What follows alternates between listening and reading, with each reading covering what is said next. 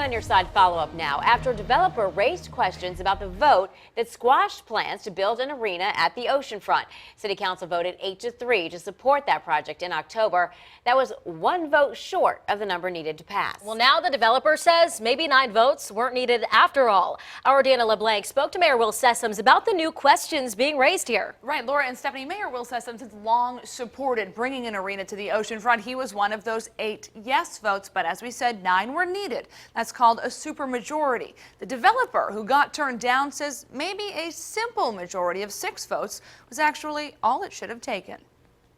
USM hired an outside firm to review state law. Kilmer wrote in a letter to Mayor Will Sessoms, finding, quote, a supermajority vote was not needed and that city leaders misread state law on the matter. The news could be a glimmer of hope for the majority of council who voted yes. Yeah, and I really want them to be here. I mean, and the vast majority of council wants them here.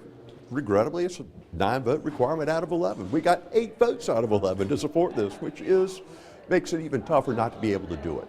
But we're certainly going to abide by the law. According to a city news release, a supermajority is needed whenever land that was public is transferred to the Development Authority. USM argues that the city doesn't always abide by that rule, calling into question votes regarding the Dome site, among other projects.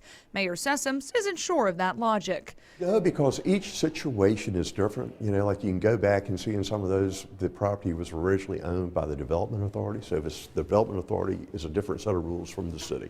Virginia Beach City Attorney Mark Stiles now asking an outside law firm to review those claims. I think we need to find if what they've brought to our attention is accurate, and our city attorney has reached out and going to get an independent review from an outside law firm. I'll wait to see what they come back with.